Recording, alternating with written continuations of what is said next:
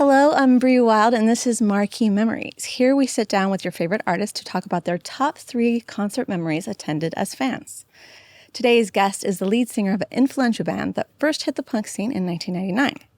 Since then, they've found success with their rallying rock sound and raw storytelling, releasing 9 hit albums with a 10th on the way. All the way from Chicago, Tim from Rise Against. Welcome. Thank you for having me. So, what are you doing in LA? Is it secret album business? Secret album business. If I told you, I'd have to kill you kind of thing. No. Yeah, just here talking about our 10th album. It's kind of a mile marker for us. We've been working on it for a while.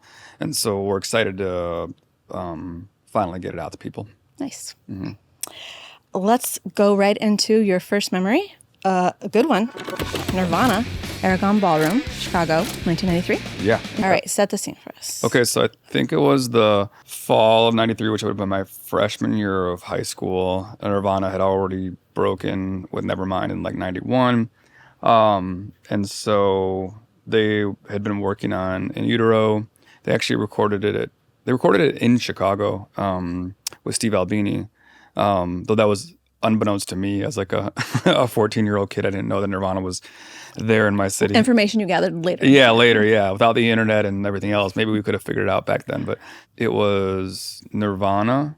They were on tour with Mudhoney, and they were playing the Aragon Ballroom in Chicago, which is like a 4,400 cap room. It's an old, like, 30s dance hall. It's sort of set like the Arabian Nights inside. If anyone's been there, it's like it has this really cool vibe with it's sort of like this fake constellation on the ceiling. There's nothing like it. It doesn't sound amazing. No one has ever bragged about the way it sounds. In Chicago, they call it the Brawl Room because it's just one big floor. So if you could get a big rock band in there, the GA crowd will definitely take advantage of that.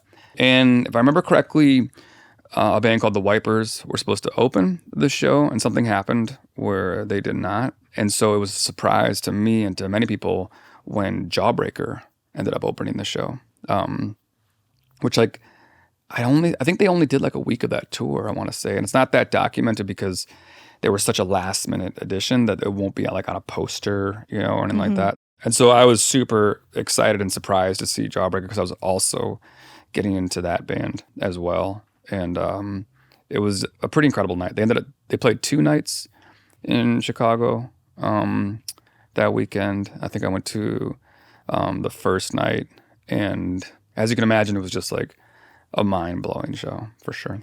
Was it hard to get tickets to this? Yeah, this was an era of going to a record store and waiting in line on like the on sale, and so I had to be out. I think it was a place called the Sound Warehouse in Chicago, and I had to be out there like on a Saturday morning by like 10 a.m. in line, hoping for your general admission. But you got it. Ticket, and it got it, yeah, which was great. And then went with a friend and his older sister because we were like 15, maybe 14, actually, and so we couldn't drive down there. That was my first time seeing the Aragon Ballroom. And it was cool because my band would go on to play the Aragon Ballroom too. And so in the times we've played there, I've always sat in that dressing room thinking like, oh, this is where Nirvana was hanging out, And actually it's interesting, that show, or at least like the behind the scenes of that show, ended up getting pretty well documented because the Rolling Stones journalist David Fricke was there that night. And so he was doing a piece on Nirvana anyway. And so it was cool because his piece, the setting was the backstage of the Aragon Ballroom. Like, so while I was out there waiting for them to play, the story was happening. The story was happening. So I got to read that like much later and say, oh, this was like what was going on backstage. And so I got a little more context. So when you got there, where did you situate yourself in the crowd? Did you go right for the front? Or? Yeah, I tried to get right up front. So that's where I was. I remember at that point in like my punk exposure, I had Jawbreaker songs on like a mixtape, so I didn't even know the names of the songs, like what albums they were, any of that stuff. They were just this sort of amorphous mixtape just happening. I didn't know what they looked like, And so I remember they were playing, so I was like, I have to see this band. I was immediately shocked that they weren't a 4-piece, because the records I've been hearing the guitars were so layered that I just assumed that there were 2 guitar players on stage. So I was immediately shocked they were a 3-piece. And then, yeah, I was up front for as long as like my 14-year-old sweaty body, like probably all of 110 pounds, could possibly handle. I do remember at some point I had to get out. I was like somewhere in the middle Your of safety. Yeah, somewhere in the middle of Nirvana set. I was like, I think you're gonna pass out in here. Like, you probably should go hydrate. Good choices. Yeah, Good yeah, choices. things that are not priorities in any 14 or 15-year-old boy's life. It's good. Do you remember any specific songs from the show? Any standout moments? I actually remember Penny Royalty, because I think maybe that was the moment I was passing out, possibly. But I can picture, I remember just like being aware of what a cool moment this was, like so many moments pass you without you realizing how cool it was. And I remember just this sort of and obviously we would not know that we were going to lose Kurt Cobain, just like 6 months later or something like that. But I remember thinking like how special it was to be watching this song being played and watching this band play, and they were all on stage and they were touring with Pat Smear, which is cool, and I would go on to meet Pat and meet Dave Grohl and meet Chris Novoselic. We toured with the Foo Fighters many times, and so those are some cool full circle moments, because I don't think you could have convinced like the 14-year-old me that like one day you're gonna open for some of these guys that you're seeing on this stage. Yeah. That's awesome. So you were already playing guitar at this point? You were into music? Yeah, I was probably just about a year or two into learning how to play guitar, and I just got into high school. And high school for me was like a big deal because I had gone to a really small Catholic school my entire life, from like K through 8, with the same like 45 or 50 kids, the whole time. And so high school was when I got out of the Catholic system, and I was now in a public high school, which was 10 times, as large. And so there were just so many more people and so much more just culture, music, art, and I found my people, who were the skaters and the people in bands and the punks and that kind of thing.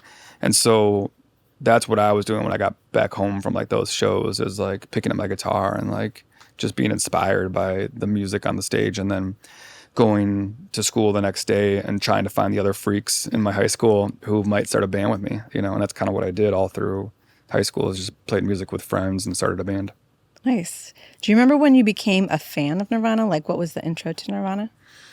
I discovered them when most of the world discovered them, which was like Nevermind, And at that point I was actually already getting into a lot of punk. I was sending cash to SST Records for like Black Flag 7-inches and like Descendants and that kind of thing.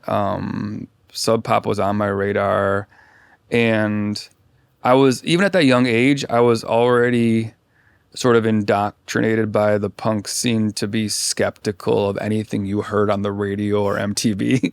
So I remember even at this young age being skeptical of Nirvana, you know what I mean? Because it was coming to... Nirvana was skeptical of Nirvana. I think, we would all find this out, right? So I remember, because that's the first time I saw it, was like, probably the Smells Like Teen Spirit video, I remember thinking like, okay, my punk teachings tell me I should be skeptical of this, but holy shit, this is amazing, And so it was one of those bands that was just, you couldn't deny it, no matter what avenue it was coming to you via.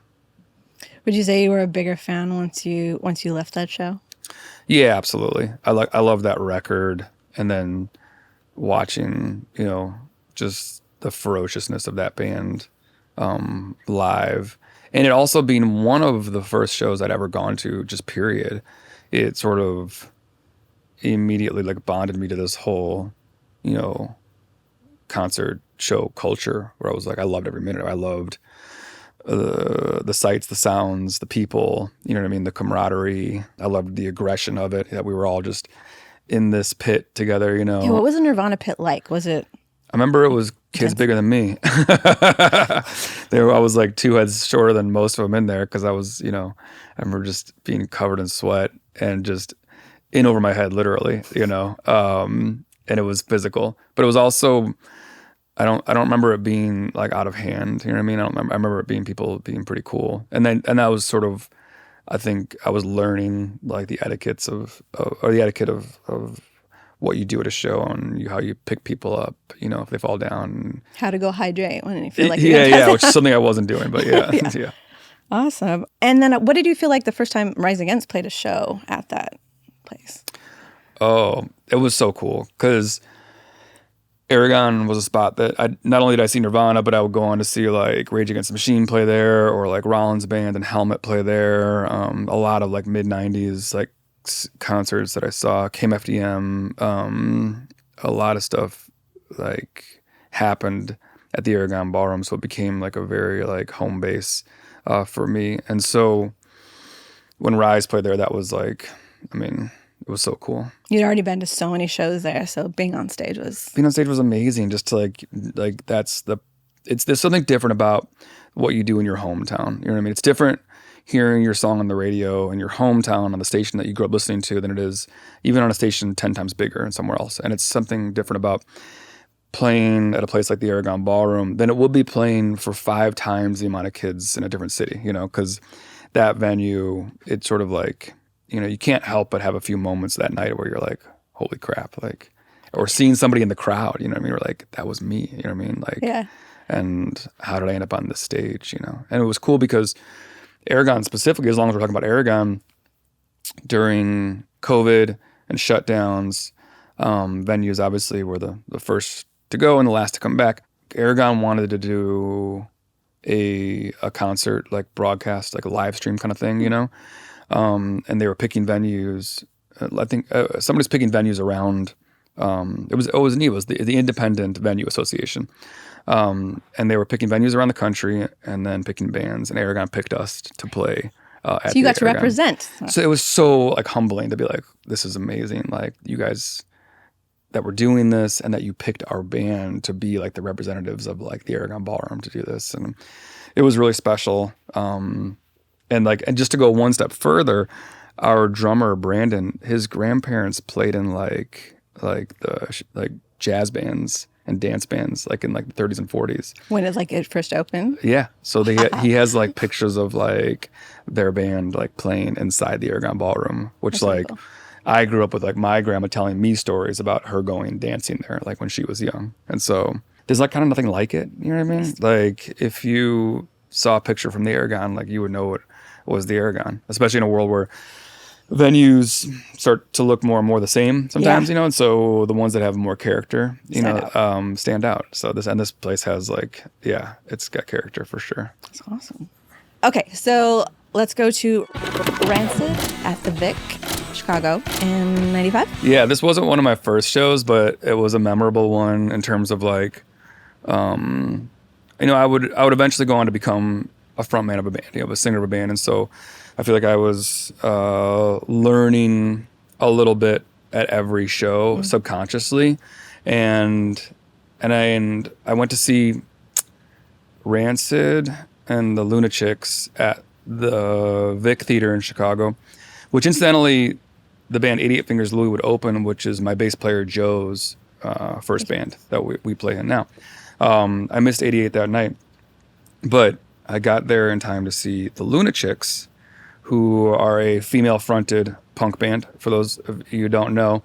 And so it's interesting because I'm existing in a scene where it is mostly male frontmen, I still exist in that scene, And so this was already like, oh, this is something different, And I remember the Lunatics came out and they played their first song, and it didn't go over well because they finished the song and the crowd was largely silent, not a positive reaction. Yeah. And it was so silent that one person, when they screamed, "You suck," like the whole place heard it. The Vic Theater is like about maybe 1,200 people, but it was so quiet that this guy just yelled, "You suck," and the whole, it just echoed the room.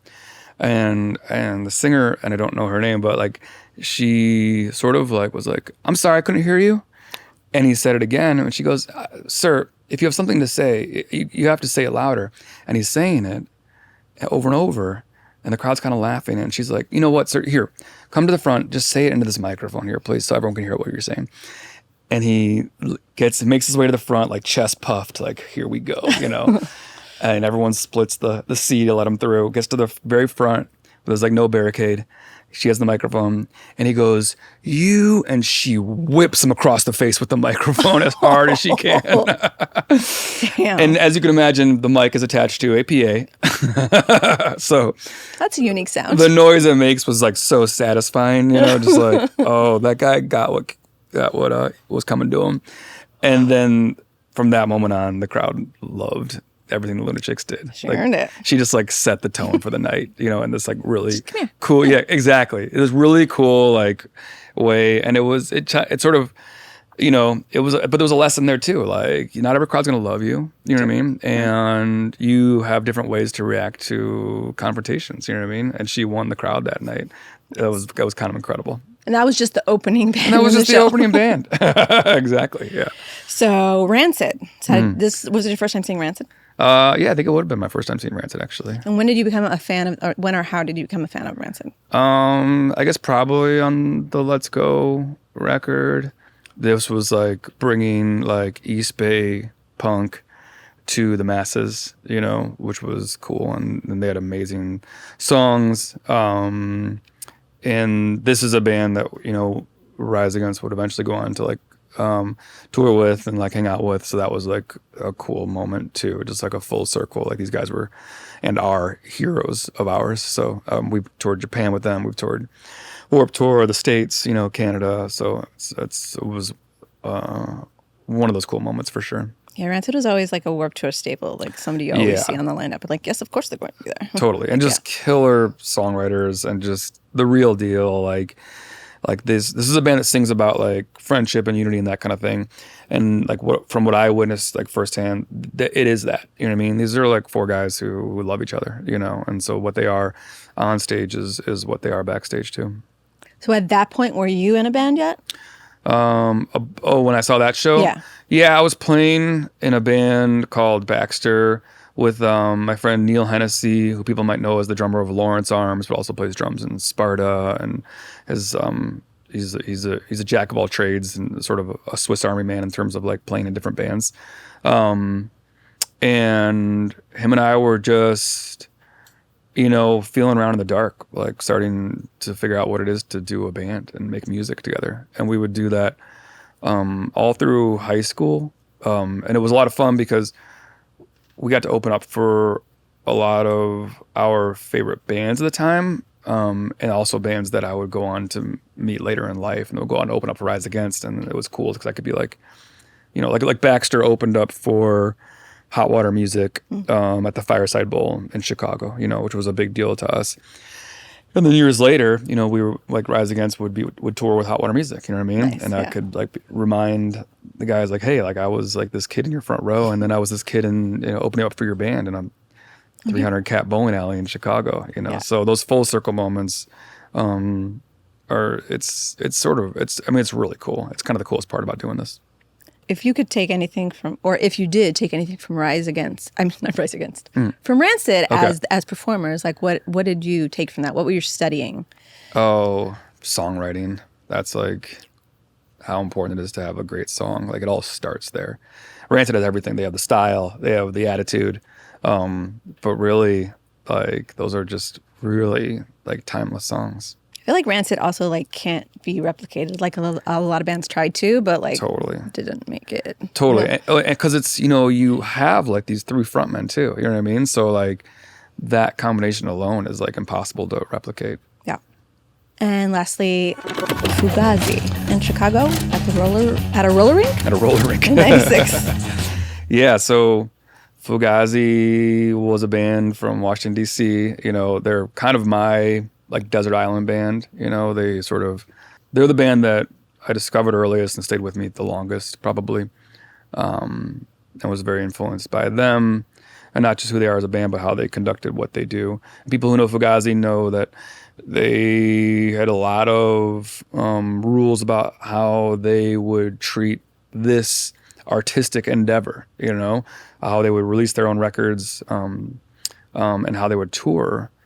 And they wanted to tour outside of the normal venue system, the orthodox concert, route that everyone takes. They wanted to take things like the bar and alcohol, and divorce that from the show.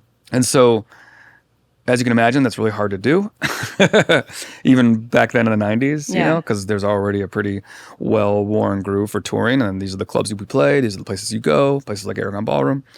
And so that meant that Fugazi had to try really hard and put a lot of effort into finding unorthodox venues. And so in Chicago, that materialized as the Rainbow Roller Rink. Actually, just a few blocks down from the Aragon and the Riv in Chicago. And it was the strangest thing, as you can imagine, because here's this legendary, punk band. So what did it look like? So it was like, you can picture a roller rink, right? And I'd only got there after the crowd was already in there. So they made it look like a pretty normal room. You know what I mean? They put a stage on one end of, like, say, like the horizontal part of the roller rink, and then we all just stood on the roller rink. We bought tickets. Their tickets were always outside of, maybe not always, but they were outside of the Ticketmaster system, and so oftentimes they were these like DIY like silkscreen tickets that you could then only get at a handful of independent record stores. Okay. And so that's what you were buying, and you had to go to those stores, that specific store, to get that ticket. And then, the show was incredible. Again, it was a place not designed to play music. So maybe not the best sound. Yeah, totally. It wasn't. I don't remember it being the best sound, but it was definitely memorable, if not for any other reason than it was a band playing inside a roller rink, which was so bizarre. I remember Shellac opened up, who were kind of like Chicago mainstays, and that's a band too. I got to meet Ian MacKaye like years later and mentioned him that I was at that show, and he was talking about that show because he said before the show they were exploring the basement of the roller rink because it was across the street from this gigantic cemetery that's still there.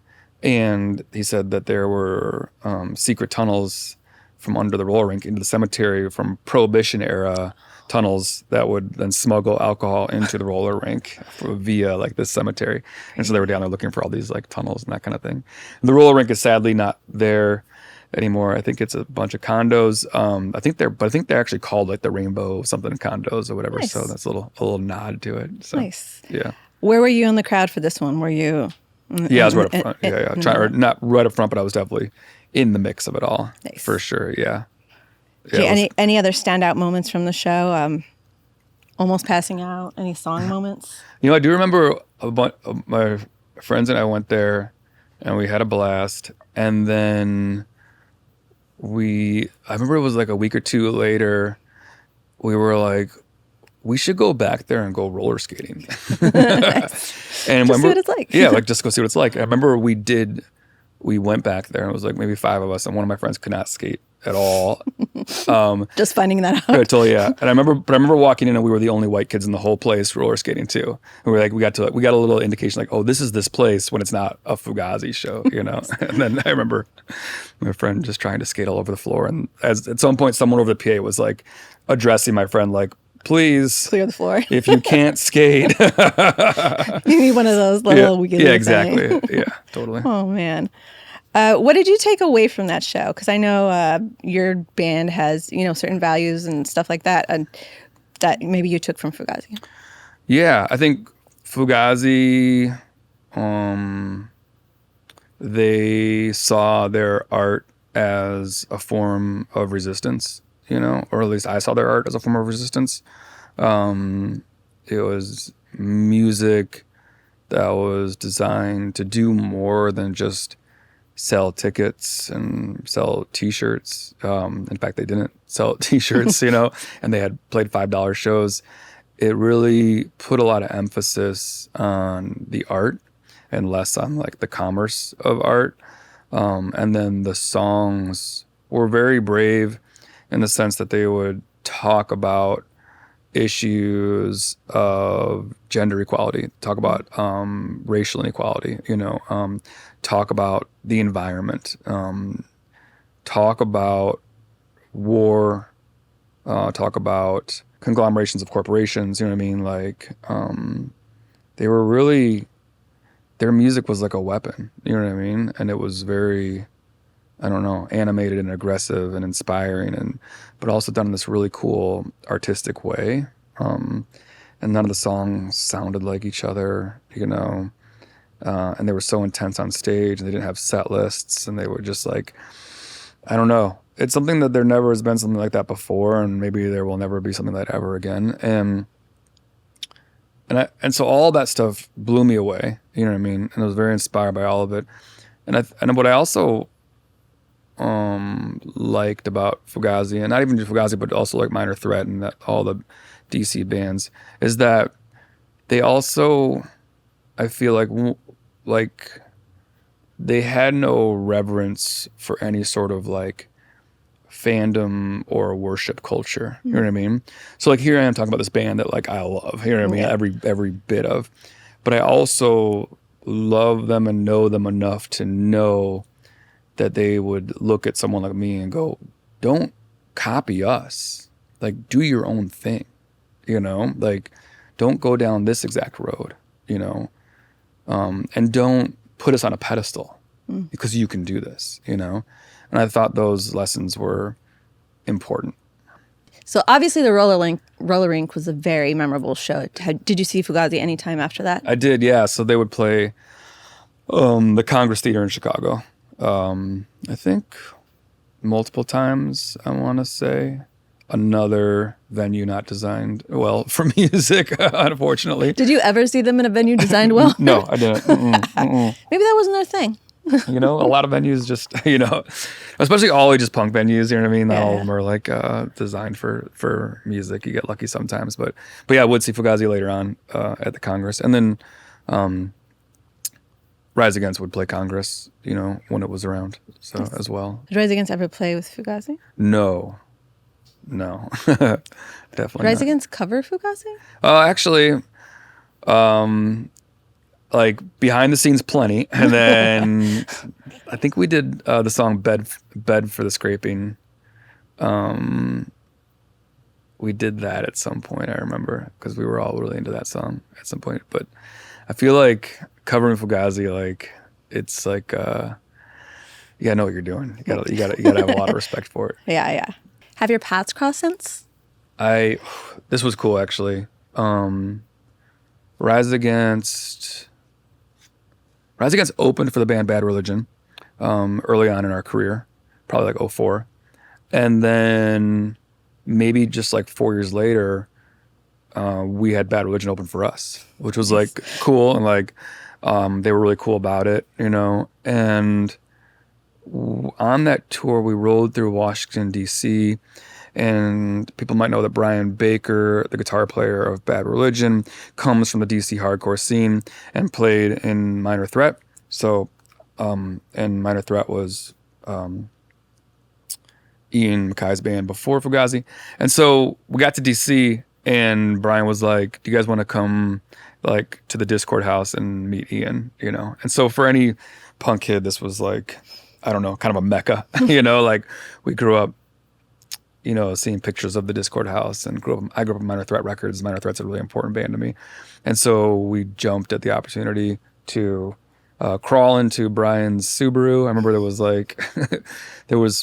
4 or 5 of us. I remember I was in the back hatch, just laying on the ground, And not legal at all. Yeah, exactly. Yeah. But so excited to go to this place, and it was amazing. We met Ian. Were you afraid like don't meet your heroes thing, or were you just like, I have 1,000 things? Yeah, I'm usually like a don't meet your heroes guy. Like I'm just as happy to watch you from afar. You know what I mean? And enjoy your music. but this was something that I just couldn't pass up. So I just kind of cast all those worries aside and was like, let's go meet this guy. And it was really cool. He was standing on the front porch when we pulled up. And I don't think he was that familiar with our band, but he must have done like a quick like Google search or something like that. Just say, who's coming to my house? You know, who's Brian bringing? Like, what's going on here? And the first thing he pulled up was a video that we had made of like a moped army in Chicago walking around, like blowing up buildings, like a Fight Club style thing, you know? So it was like pretty crazy video, you know? Yeah. And he had just watched that when we walked up and he's like, yeah. And so he's like, you guys are Rise Against? And we're like, hey, he's like, whoa, you guys are like, he's pointing to the laptop like, you guys are hardcore. We're like, wait, what? Did he just call us? Yeah, hold on. Can you say it again? Say it a little louder into the mic. And anyway, he gave us a great like tour of like the building, which is a really cool archive of everything Discord has done. And that might be the coolest thing that ever came out of, you know, doing this band. It was just like besides all the things we've accomplished. That's cool too. But when I look back on all of it, the fact that doing this band opened up this road that I'd one day walk up the steps of the Discord house. You know what I mean? Like that to me might be like when I think of like when I look back on all of it. You know what I mean? Like, you're like that. That was like that's the thing I want to go back in time and tell like the 15-year-old me like, yo, this guy knows your name. You know. Curious if Rise Against ever played anywhere as weird as a roller rink. Oh, we actually played an amateur wrestling stage, wrestling ring. Wrestling ring. Yeah. Which was, it was early days Rise Against, like back in like a van somewhere in Indiana. And we showed up and we set up all our gear and then walked away and then came back for the show and we started playing. You know, we played pretty fast and pretty aggressive. And that's when we realized that these wrestling rings, I think all of them, but especially the amateur ones, they're set up to be like kind of bouncy and flexible. So when someone jumps from the rope, instead of it being like a hard hit on like your hardwood floor, there's a little bit of like, you know, a little bit of give. Oh my God. So it was like playing on a boat that was like rocking back and forth. And then I remember Brandon, our drummer, he'd like go for a cymbal, but the cymbal was like falling away from him. So he's like trying to reach for it. It was just it was like playing on a waterbed. It was everything was just kind of moving the whole time, like just about to fall over. So that's a unique situation. Yes. That's the one I can think of. Do you have any upcoming shows you're going to attend as a fan? Oh, I'm sure I do. I mean, you don't have to line up for tickets anymore. You just be like, what's up?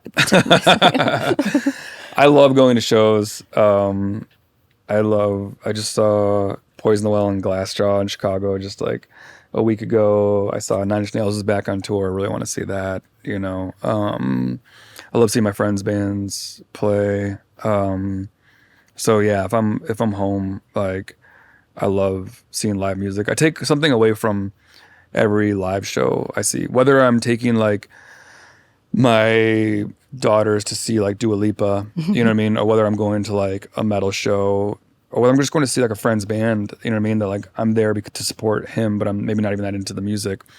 I take something away from all of it. It might be the lights, might be the sound, might be like the presentation, it might be like the set list, it might be the room, might be the instruments they're playing and the sounds they're getting, it might be, you know, their lighting person or their sound person, you know, like all those things. Like it's something that I'm just kind of sponging in from every show I see. What'd you take from Dua Lipa? I mean, her crowd work, you know what I mean? Just like how well she engages like this massive crowd and how natural and effortlessly she does it, you know? It's a total born star. What's coming up for Rise Against? So Rise Against has a new record coming out called Ricochet. And we have a couple new songs that people have already heard out there, like Prize Fighter. Nod. What's that? Nod? And Nod, yes, right, totally. So we've been playing Nod live, and we just put Prize Fighter out. And then we look forward to unveiling the whole album very soon.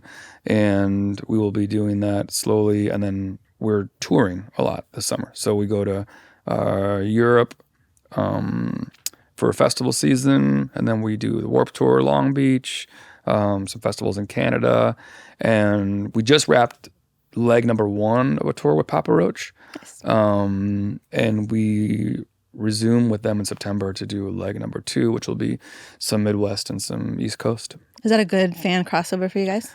Actually, it's been amazing. Yeah. I think the whole thing was like a bit of an unknown. Like, what's this going to be like? Like, is this going to be amazing or is it not going to be amazing? You know, and those are the risks you take. You know what I mean? When you sign up for a tour like that.